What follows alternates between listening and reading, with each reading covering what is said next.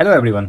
आज के इस वीडियो में हम बात करने वाले हैं मैग्नेटिक फोर्स पे। मैग्नेटिक फोर्स क्या होता है, इससे पहले हमने मैग्नेटिज्म पे पूरा का पूरा बात किया है। आप उस वीडियो को जरूर चेकआउट कर लें और वहाँ देखेंगे एक्चुअली में मैग्नेटिक फोर्स कहाँ से आया, ये मैग्नेटिज्म की शुरुआत कहाँ से होती है और क्या क्या चीज़ें हमने उस वीडियो में अच्छी तरह से कवर कर रखा है। तो आज हम थोड़ा सा रिकेप करते हैं और ये देखते हैं कि मैग्नेटिक फोर्स क्या होता है। तो मैग्नेटिक, अगर जैसे कोई चार्ज पार्टिकल है और उसमें क्या होती है, इलेक्ट्रिक फील्ड निकलनी शुरू होती है, जिसकी वजह से उसमें हम क्या लिखते हैं कि इस पे चार्ज पार्टिकल की वजह से एक इलेक्ट्रिक फील्ड प्रोड्यूस होता है और इसमें इलेक्ट्रोस्टैटिक फोर्स भी होता है, जिसे हम कहते हैं electrostatic force. Electric field, electrostatic force. But वो चार्ज जब मूविंग करता है तो इसमें क्या होती है, एक और फोर्स पैदा होती है, जिसे लॉरेंस ने ये बताया था कि F is equal to q होता है। इसमें जो वेलोसिटी होगी और क्रॉस प्रोडक्ट होगा उसका मैग्नेटिक फील्ड से। हमें ऑलरेडी पता है कि जो फोर्स होता है वो क्या है, एक वेक्टर क्वांटिटी है। देयरफॉर अगर यहाँ वेक्टर क्वांटिटी है तो यहाँ भी क्या होना चाहिए, एक वेक्टर क्वांटिटी होनी चाहिए। ये इलेक्ट्रोस्टैटिक फोर्स था, इसमें इलेक्ट्रिक फील्ड क्या होगी, मैग्नेटिक फील्ड थी। और यहाँ पे जब फोर्स हम ले रहे हैं तो यहाँ पे क्या होगी, मैग्नेटिक फील्ड एक वेक्टर क्वांटिटी है, वेलोसिटी एक वेक्टर क्वांटिटी है। जब हम इस फॉर्मूले को देखते हैं तो लॉरेंस ने क्या किया कि देखो भाई, अगर तुम्हारा चार्ज पार्टिकल मोशन में है तो चार्ज में क्या होती है, इलेक्ट्रोस्टैटिक फोर्स तो होती ही है। इट मीन्स कि उसमें दोनों फोर्स काम करेगा, यानी कि नेट फोर्स जो हो जाएगा इसमें क्या हो जाएगा, क्यू इंटू ई इलेक्ट्रिक फील्ड हो जाएगा एंड ये हो जाएगा वी क्रॉस पी। ठीक है ना, इसे हम कहते हैं लॉरेंस फोर्स। बट अभी के लिए हम क्या करते हैं कि इस इलेक्ट्रिक फोर्स को हम क्या करते हैं, जीरो करते हैं। मान लेते हैं कि अभी हमारे पास जो भी स्टडी कर रहे हैं उसमें इलेक्ट्रिक फील्ड की को हम नेग्लेक्ट करके चलते हैं और सिर्फ हम बात ये करते हैं कि क्या होगा अगर हम सिर्फ हमारा चार्ज पार्टिकल मूविंग कर रहा है और ये कोई मैग्नेटिक फील्ड प्रोड्यूस करता है या फिर किसी मैग्नेटिक फील्ड के संपर्क में आता है। तो यहाँ हम देखते हैं F B is equal to होगा क्यू वी क्रॉस बी। तो आई होप ये आपको आर्ग्यूमेंट समझ आ गया होगा। अब यहाँ से हम देखते हैं अपनी कहानी क्या होती है। तो कहानी को देखने से पहले हम ये डिसाइड करते हैं कि भाई ये जब मैंने लिखा क्यू वी बी, इसकी यूनिट्स क्या होती है। फोर्स की यूनिट मुझे पता है न्यूटन होता है, वेलोसिटी का होता है मीटर पर सेकंड होता है, चार्ज का होता है कूलम। तो इसकी वजह से मैग्नेटिक फील्ड का जो यूनिट होता है वो क्या हो जाएगा, वो हो जाएगा न्यूटन सेकंड मीटर कूलम। ठीक है ना, और इसी को नाम दिया गया क्या, टेस्ला से नाम दिया गया, जिसे हम दिखाते हैं टी से। बट जनरली आप देखोगे टेक्स्ट बुक में या कहीं भी देखोगे तो टेस्ला क्या होती है, एक बहुत ही बड़ी क्वांटिटी होती है, जिसकी वजह से हम एक और क्वांटिटी यूज करते हैं, गॉस। गॉस भी क्या था, एक साइंटिस्ट थे और जिनके नाम पे क्या किया, मैग्नेटिक फील्ड को अच्छी तरह से परिभाषित किया गया है। वो बोला गया है कि 1 गॉस इज इक्वल टू होता है 10⁻⁴ टेस्ला। मीन्स गॉस एक छोटी सी यूनिट है और टेस्ला क्या होती है, बड़ी यूनिट है, जिसकी वजह से हम अमूमन क्या लिखते हैं, गॉस ही लिखते हैं चीजों को। ठीक है ना, and Tesla is the standard unit, इसे हम क्या करते हैं, SI। इंटरनेशनल सिस्टम में हम क्या यूज करते हैं, टेस्ला को यूज करते हैं। तो अब अगर ये छोटी मोटी बातें, अब हम बात ये करते हैं कि भाई ये जब आपने फोर्स लिखा F is equal to q v cross B, इसका मतलब क्या होता है। देखो भाई, यहाँ जो आप देख रहे हो ये क्रॉस प्रोडक्ट है और क्रॉस प्रोडक्ट जहां भी आए वहां पे क्या होगा, आपको एक रोटेशन टाइप का देखने को मिलेगा। जहां भी क्रॉस प्रोडक्ट आए आपको क्या मिलेगा, उसमें रोटेशन। आप ये पूछोगे ये क्या बात कर दिया आपने। देखो भाई, जब इससे पहले आपने क्या होगा, ये कब देखा था, वो क्रॉस प्रोडक्ट कब देखा था, 11th क्लास में आपने देखा होगा टॉर्क में। टॉर्क में हम क्या लिखते हैं, टॉर्क में लिखते हैं हम के आर क्रॉस एफ, ये देखा था। और वहां पे हम क्या करते हैं, किसी भी एक ऑब्जेक्ट है उस पर एक फोर्स लगाओ, परपेंडिकुलर फोर्स लगाओ इस डिस्टेंस का परपेंडिकुलर, तो क्या करेगा, ऑब्जेक्ट मूव करना स्टार्ट कर देता है, ये था। सिमिलरली एंगुलर मोमेंटम का भी जो हम देखते हैं परिभाषा, वो उसमें क्या देखते हैं, एम आर ओमेगा होता है ना, mr² ओमेगा है ना, mr² ओमेगा, और बी क्रॉस आर होता है या आर क्रॉस बी होता है। ठीक है ना, mr×v। तो इन सब में क्या होती है, क्रॉस प्रोडक्ट होती है। क्रॉस प्रोडक्ट जब भी होता है उसमें क्या होती है, रोटेशन से लिंक होती है। इसका मतलब क्या होता है कि मान लेते हैं अगर आपके पास एक वेक्टर ये है और दूसरा वेक्टर क्या होता है, बी वेक्टर है। तो अगर एक समझ लो एक डंडा ऊपर में लगा हुआ है तो ये डंडा बी से अटैच है। अगर आप इस डंडे को इस टाइप से घुमाओगे तो बी क्या हो जाएगा, ए की तरफ जाएगा। और अगर आप इस डंडे को इस टाइप से घुमाओगे तो बी क्या हो जाएगा, वो इधर से इधर को आने लगेगा। मीन्स कि अगर आपके पास कोई बोतल है और बोतल का जो कॉर्क है उसको आप अगर खोलना चाहते हो तो क्या करते हो, एक तरफ से रोटेट करते हो। और रोटेशन का क्या होता है, एक इफेक्ट आता है, ऊपर जाएगा या फिर नीचे जाएगा, किस टाइप से आप रोटेट करोगे। तो सिमिलरली जब भी हम वेक्टर को देखते हैं तो वेक्टर में क्या होता है कि एक वेक्टर दूसरे वेक्टर की तरफ जा रहा है और उसका इफेक्ट उसके परपेंडिकुलर में दिख रहा है। ठीक है ना, तो ये जो भी मैंने बनाया है वो क्या होगा, परपेंडिकुलर होगा इन दोनों वेक्टर्स का। तो सिमिलरली जब मैं एफ लगा रहा हूं तो F is perpendicular to magnetic field and also F is perpendicular to the velocity of that charge particle. ठीक है, तो अब मैंने यहाँ पे क्यू जो लिखा है वो अमूमन ये समझ लो कि ये पॉजिटिव चार्ज है। ठीक है, नेगेटिव चार्ज के लिए नेगेटिव हो जाएगा, तो जो भी सिर्फ फोर्स की डायरेक्शन में चेंज होगा। बट यहाँ पे हम कंसीडर करते हैं कि क्यू क्या है, एक पॉजिटिव चार्ज है, मैग्नीट्यूड में कोई भी चेंज नहीं आएगा। अगर मैं इसको मैग्नीट्यूड में एक्सप्रेस करना चाहूँ तो मैग्नीट्यूड में क्या हम लिख सकते हैं, मैग्नीट्यूड में हम लिख सकते हैं क्यू वी मैग्नीट्यूड बी का magnitude and sine of theta. अब ये देखिए थीटा एंगल क्या होता है, ये दोनों जो वेक्टर है इन दोनों के बीच का जो एंगल है उसे हम क्या कहते हैं, थीटा कहते हैं। ठीक है ना। अब थीटा क्या हो सकता है, 0 हो सकता है या 90 हो सकता है, उन दोनों के बीच में भी बहुत सारे वैल्यूज होते हैं। तो ये ओरिएंटेशन डिपेंड करता है किस टाइप की आप ओरिएंटेशन को लेते हैं। ठीक है। तो अब मैंने क्या कहा, मैंने ये कहा कि फोर्स जो होती है वो परपेंडिकुलर होगा मैग्नेटिक फील्ड के, फोर्स जो होगी परपेंडिकुलर होगा वेलोसिटी के।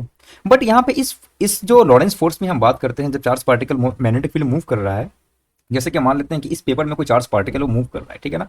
तो यार ये कैसे मूव करेगा कि इसका जो फोर्स है वो परपेंडिकुलर होगा और वेलोसिटी और इसका जो है परपेंडिकुलर होना चाहिए। बिकॉज अगर वेलोसिटी और मैग्नेटिक फील्ड परपेंडिकुलर नहीं हुआ, मान लीजिए वो दोनों एक ही दिशा में होगा, अगर मान लीजिए मैग्नेटिक फील्ड इधर है और वेलोसिटी भी इस तरफ ही मूव कर रहा है, इट मीन्स क्या हुआ, दोनों के बीच एंगल कितना बनेगा, 0 बनेगा। साइन थीटा 0 हो जाएगा, तो फोर्स क्या होगा, कुछ लगेगा नहीं लगेगा। तो अगर मुझे मैक्सिमम फोर्स चाहिए तो थीटा क्या होना चाहिए, 90 डिग्री का होना चाहिए। तो यार मैं कैसे किसी भी चार्ज पार्टिकल को कुछ करूं कि वो मैक्सिमम फोर्स दे हमें।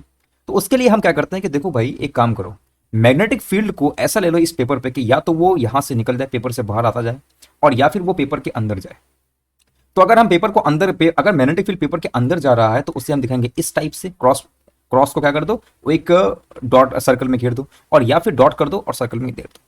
इसका एक बेहतरीन सा चीज है कि देखो जब कोऑर्डिनेट सिस्टम हम ड्रॉ करते हैं तो एक्स वाई आ गया, ये हो गया मूवमेंट के दाएं बाएं घूम रहे हो, ऊपर नीचे घूम रहे हो, ठीक है। लेकिन अगर मुझे स्क्रीन से बाहर जाना है या पेपर से बाहर जाना है तो मुझे क्या करना पड़ेगा, इधर आना पड़ेगा बाहर जाने के लिए, और इसके अंदर घुसने के लिए इस तरफ जाना पड़ेगा, ठीक है ना। तो देखो जेड और इस जब बाहर आ रहे हैं तो प्लस जेड, और जब अंदर घुस रहे हैं तो माइनस जेड। तो इसको हम यू ना दिखा के हम क्या कर सकते हैं कि चलो भाई ठीक है, इतना क्या झमेला है, इसको हम यहाँ पे सर्कल बना देंगे। तो अगर हम सर्कल में इस डॉट के साथ बनाएं तो इट मीन्स कि कोई चीज बाहर आ रही है, अगर क्रॉस यहाँ पे लगा दें कोई चीज क्या हो रही है, अंदर जा रही है। तो ये सब चीजें क्या होती है, इस टाइप से बताया गया। तो अब मान लीजिए कि मैग्नेटिक फील्ड को अगर मैंने इस टाइप से कर लिया कि भाई मैग्नेटिक फील्ड अंदर की तरफ जा रहा है, तो ये मेरा मैग्नेटिक फील्ड इस डायरेक्शन में है। तो अब देखो अगर वेलोसिटी क्या है, ये जो है परपेंडिकुलर है किस पे, एक्स पे भी है और वाई पे भी है। तो अब वेलोसिटी चाहे इधर हो या फिर तुम्हारी वेलोसिटी इस तरफ हो, तो ये क्या हो जाएगी, परपेंडिकुलर हो जाएगी। यानी कि एक्स वाई प्लेन में जब भी कोई चीज रहेगा वो क्या हो जाएगा, परपेंडिकुलर टू जेड एक्सिस हो जाएगा, है कि नहीं। तो ये एक समझने वाली बात है कि किस तरह से हम ड्रॉ करते हैं। तो मैग्नेटिक फील्ड को हम क्या करेंगे, इधर जेड बाहर मिलेंगे और मैग्नेटिक फील्ड को अंदर मिलेंगे। तो कभी भी आपको रहेगा कि मैग्नेटिक फील्ड अगर बाहर आ रही है तो इस टाइप से, अंदर जा रही है तो हम इस टाइप से। तो ये क्लियर हो गया। अब जो भी वेलोसिटी होगी अगर वो एक्स वाई प्लेन में है, मीन्स के वी एक्स एक्स हैट है और वी वाई वाई हैट है, इट मीन्स, और मैग्नेटिक फील्ड तो आपकी जेड में हो गई, इट मीन्स कि ये जो वेलोसिटी है वो हमेशा क्या होगी, परपेंडिकुलर होगी इसके magnetic field in z axis के, ठीक है। तो आप देखो फोर्स का अगर मैं फॉर्मूला लिखूंगा तो क्या हो जाएगा, देखो भाई वी क्यू हो जाएगा वी क्रॉस बी, ठीक। ये तो v है, इसको हम इस तरह से एक्सप्रेस करते हैं, ये मैंने एक्सप्रेस किया v x hat and v y y hat cross b, और b को मैं क्या लिखेंगे, b को हम लिख सकते हैं b is equal to b का magnitude B z and z hat. एक डायरेक्शन हम चूज कर लेते हैं, तो मान लेते हैं हम z बाहर की तरफ आ रहा है, ठीक है ना। ये b हो गया B z and z hat, इसे मल्टीप्लाई करो भाई क्या होगा, q वी एक्स, और ये तो मैग्नीट्यूड से मल्टीप्लाई होगा, जेड हो जाएगा। अब x क्रॉस जेड कैसे हम लेंगे, तो ये देखो ये सर्कल बना लो और यहाँ पे लिखो x, यहाँ पे लिखो y और यहाँ पे लिखो जेड। तो इसे हम कहते हैं साइक्लिक रूल। साइक्लिक रूल कैसे काम करता है कि अगर तुम इस तरफ से जाओगे, एक्स वाई जेड की तरफ घूमोगे या क्लॉकवाइज घूमोगे, तो एक्स वाई देगा मुझे जेड, वाई जेड देगा मुझे एक्स, और जेड एक्स मुझे देगा वाई। अगर तुम इस डायरेक्शन में आओगे तो क्या होगा, एक्स जेड तुम्हें देगा माइनस वाई, जेड वाई देगा माइनस एक्स, और वाई एक्स तुम्हें देगा माइनस जेड। तो हम जा रहे हैं एक्स जेड की तरफ, एक्स क्रॉस जेड इस तरफ आ गया, तो ये काउंटर क्लॉकवाइज हो गया, तो मुझे माइनस वाई मिलेगा, तो इसे हम लिखेंगे माइनस वाई हैट। फिर अगर मैं यहाँ पे बी वाई को देखूंगा तो v y into B z, अब क्या देगा y cross z, y z क्या होगा, अब इधर जा रहा है, तो वाई जेड क्या मुझे देगा, माइनस एक्स देगा, तो माइनस एक्स। तो अगर तुम्हारे पास कोई भी वेलोसिटी एक्स और वाई प्लेन में है तो वो क्या देगा मुझे, ये माइनस को कॉमन ले लो क्यू, और यहां पे तुम देख सकते हो वी एक्स बी जेड एक वाई हेट में आ गया और वी वाई बी जेड और एक्स हेट में आ गया, ठीक है ना। ये दोनों डायरेक्शन में तुम्हारी फोर्स आ गई, यानी कि फोर्स अब क्या होगी, एक्स और वाई प्लेन में हो गई, ठीक है। That is the meaning of this. तो ये फोर्स इन वाई डायरेक्शन हो जाएगा, ये फोर्स इन एक्स डायरेक्शन हो जाएगा, ठीक है। अब देखो ये तो मैं कुछ सीधे सीधे मैंने ये कह दिया कि भाई ऐसा क्या होता है। मान लेते हैं कि क्या होता है, हमारा मैग्नेटिक फील्ड अंदर की तरफ जा रहा है जैसे तुम्हारे यूजुअल बुक में दिया हुआ है, और एक चार्ज पार्टिकल दौड़ता हुआ आ रहा है, उसके पास कोई वेलोसिटी है, ठीक है ना। तो जैसे ही वो किसी चार्ज पार्टिकल में मूव करता है तो हमने क्या देखा है कि जो मैग्नेटिक फील्ड है क्रॉस प्रोडक्ट होने की वजह से वो क्या करता है, इसको एक सर्कल इसमें घुमा देता है, रोटेट करेगा ये। तो अगर ये सब एक दूसरे के परपेंडिकुलर है तो वो क्या हो जाएगा, रोटेट करना शुरू कर देता है, ठीक। तो भाई इसमें आराम से एक रोटेशन तुम एफर्ट दे सकते हो। जब ये रोटेट करेगा तो रोटेट करने पर क्या होता है, तुम यहाँ पे ध्यान से देखना। रोटेट करने पर क्या होगा कि क्यू जो है इस तरफ रहेगा, अगेन ये क्या होगा, क्रॉस का मतलब क्या होगा कि मैग्नेटिक फील्ड अंदर की तरफ जा रही है। अब जब ये रोटेट कर रहा है इट मीन्स कि कहां कर रहा है, ये एक्स वाई में है, एक्स और वाई में कर रहा है, ठीक है। तो जिस जिस पॉइंट में अगर तुम देखोगे मैग्नेटिक फील्ड का जो वेलोसिटी है वो इस डायरेक्शन में ऐसे ऐसे घूमता हुआ रहेगा। तो ये जो वेलोसिटी को तुम देख रहे हो वो क्या है, perpendicular to this magnetic field. अब तुम बताओ जब ये इस लूप में घूमेगा तो इसकी इसकी क्या होगी, कुछ ना कुछ फोर्स होगी। तो फोर्स कहां से दे रहा है, फोर्स यहाँ पे अलग अलग जगह पे इस टाइप से मिल रहा है। अगर तुम वाई डायरेक्शन में देखोगे जहां पे एक्स में कुछ नहीं फोर्स है, तो यहाँ पे देख सकते हो तुम कि जो वाई डायरेक्शन में क्या लग रहा है force, v x B z यहाँ पे वाई डायरेक्शन में लग रहा है। अगर एक्स डायरेक्शन में देखोगे तो एक्स डायरेक्शन में क्या लग रहा है force, B y B z लग रहा है। तो इस तरह से हम क्या करते हैं, फोर्स को कैलकुलेट करते हैं। तो ये एक जो फॉर्मूला है वो बहुत ही इंटरेस्टिंग फॉर्मूला है एंड आई होप आपको ये पता होना चाहिए कि किस टाइप से काम करता है। अब देखो इसके साथ एक बड़ा ये रोमांचक है।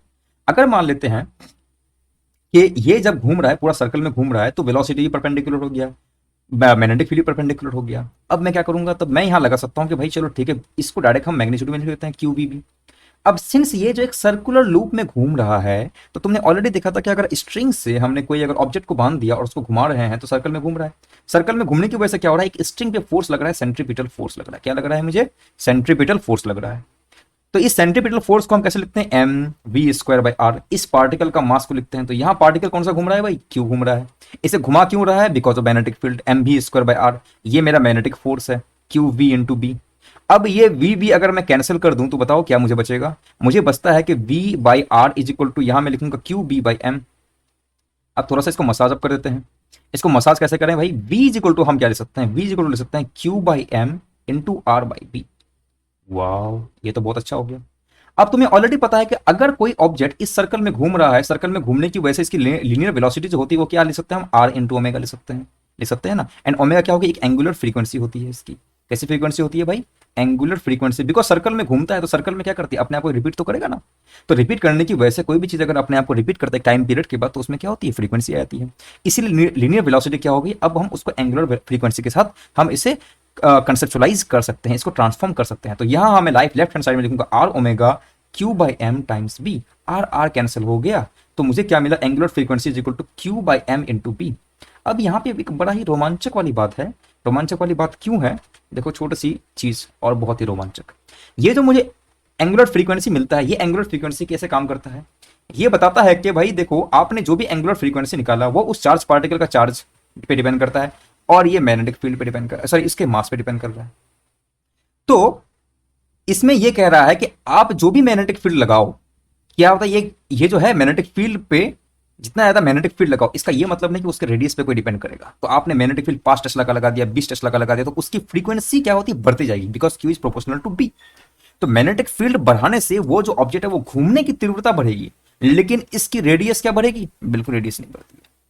क्योंकि रेडियस देखो तुमने यहां पे कैंसिल कर दिया। तो omega is not depend on any radius की, इसका रेडियस भी इंक्रीज करता है। जैसे जैसे मैग्नेटिक फील्ड तुम बढ़ाओगे वैसे वैसे इसकी फ्रीक्वेंसी जो है वो बढ़नी शुरू कर जाएगी, ठीक है ना।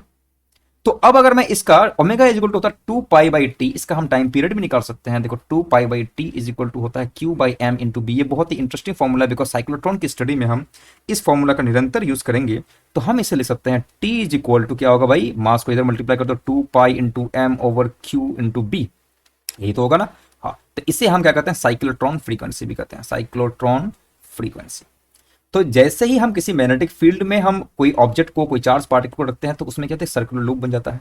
लेकिन अगर हम मैग्नेटिक फील्ड को इंक्रीज करेंगे, इसका ये मतलब नहीं कि उसकी रेडियस भी इंक्रीज करती है, ऐसा बिल्कुल उसमें नहीं होता है। तो ये एक बहुत ही इंटरेस्टिंग चीज हमें देखने को मिलता है इस वाले केस में, जब हमारा मैग्नेटिक फील्ड के आसपास कोई चीज घूमता रहता है।